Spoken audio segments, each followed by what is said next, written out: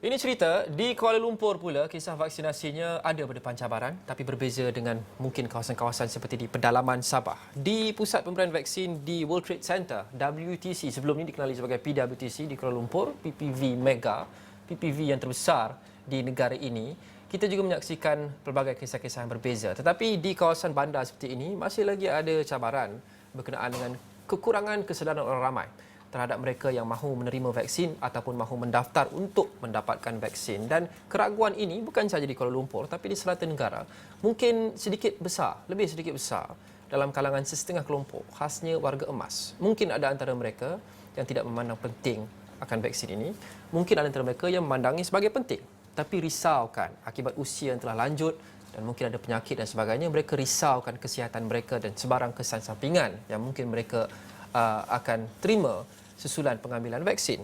Kita mahu bersama dengan Faris Azman yang baru saja meninjau PPV di WTC KL, khasnya warga emas.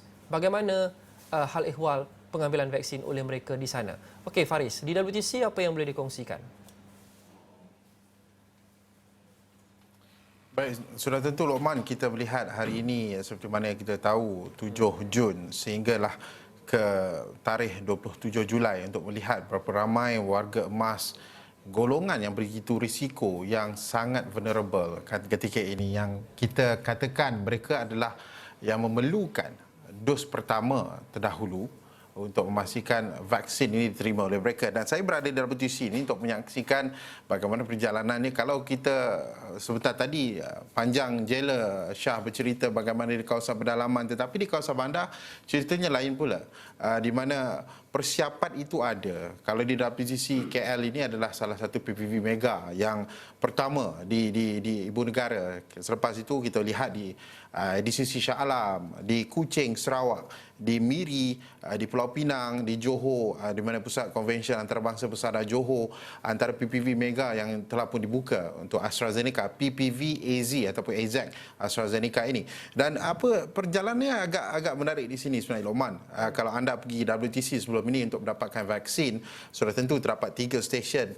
Tetapi kali ini sama, cuma untuk warga emas ini sedikit berbeza pendekatannya, di mana kesemua mereka yang tiba di luar sana akan disediakan kerusi, fasilitinya agak lebih selesa jika dibandingkan kepada golongan yang biasa.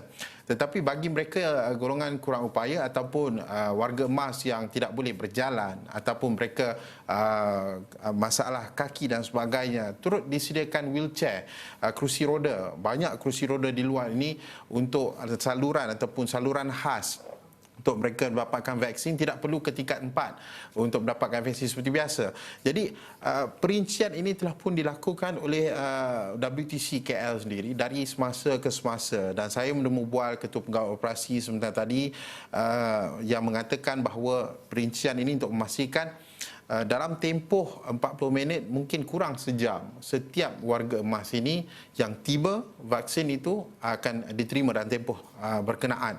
Jadi pemerhatian saya juga melihat, boleh dikatakan kalau kita katakan hari ini bermula 8,000 dos, Lokman. Semalam 7,500, hari ini 8,000 dos.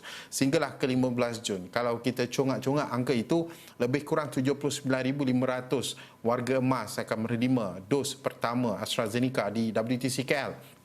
Tetapi di Johor Bahru, 133,000 warga emas. Dan beberapa kawasan-kawasan di negeri-negeri lain juga akan kita lihat warga emas ini bagaimana pemberian vaksin ini mengubah persepsi.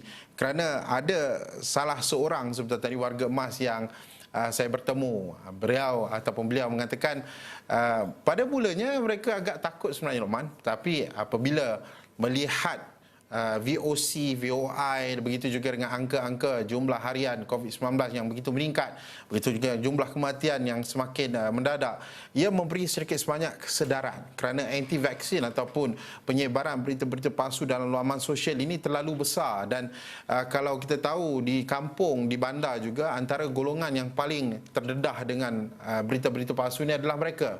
Jadi benda-benda ini membuka mereka lembaran baru ataupun cara mereka memikirkan keberkesanan vaksin itu berbeza. Apabila angka setiap hari angka itu tidak menipu, jumlah kematian itu juga tidak menipu, dan COVID itu benar. Jadi apabila segala-galanya berlaku pada masa yang sama. Ia memberi kesedaran kepada mereka. Itu jelas beberapa warga emas yang saya temui sebentar tadi. Ya, bagaimana kita memerangi perkara ini, iaitu misinformation di laman media sosial, di WhatsApp dan sebagainya. Untuk satu golongan mungkin mudah untuk kita katakan kerana kita berada dengan telefon kita setiap masa, kita periksa WhatsApp dan Facebook dan sebagainya. Dan mungkin golongan seperti kita ni dikatakan lebih celik teknologi, dan kebanyakan warga emas kurang celik teknologi. Jadi bagaimana kita ingin memastikan maklumat yang betul dan tepat sampai kepada mereka, golongan ini yang tidak begitu celik teknologi? Bagaimana kita ingin menyampaikan maklumat yang betul kepada mereka ini?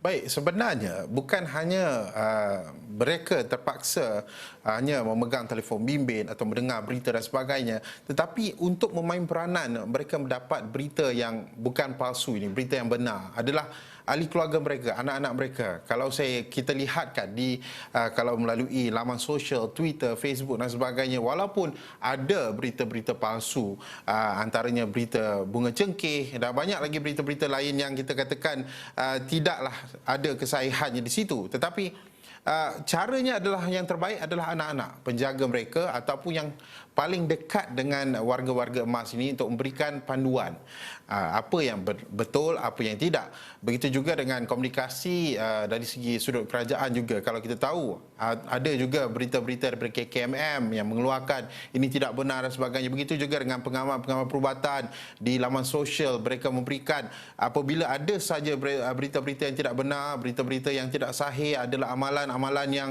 tidak katakan mencegah COVID-19 itu. Apabila ada pengamal-pengamal kesihatan yang juga tampil, begitu juga dengan anak-anak muda yang menjadi suara kebenaran kepada warga emas ini sedikit sebanyak dapat mengurangkan impaknya. Kerana yang kita risau sebenarnya warga-warga emas ini, mereka lebih terdedah kerana kita tahu sporadik dan juga tiada gejala ini lebih banyak di kalangan komuniti. Jadi dan juga beberapa kluster-kluster seperti kluster surau dan sebagainya sebelum ini berlaku. Jadi mereka-mereka ini terdedah. Dan sudah tentu kita ingin melihat bagaimana selain media, selain kerajaan, anak-anak mereka juga, penjaga-penjaga mereka juga harus memainkan peranan penting kerana ini adalah menyebabkan menyelamatkan nyawa mereka. Jadi itu pandangan saya dan ramai yang inginkan warga emas ini dapat kita selamatkan daripada COVID-19. InsyaAllah, amin. Terima kasih Faris Azman, wartawan Astro Awani di WTC KL. Information is power. Pengetahuan adalah kekuatan. Jadi di era pandemik yang begitu serius ini, penting untuk kita memastikan pengetahuan yang kita peroleh itu adalah pengetahuan yang paling tepat dan paling terbaru untuk kita memainkan peranan kita untuk memerangi wabak ini sama-sama. Kita untuk lindung diri dan juga lindung keluarga. Terima kasih menonton cerita hari ini. Saya Luqman Haris. Assalamualaikum dan salam hormat. Kita jumpa lagi.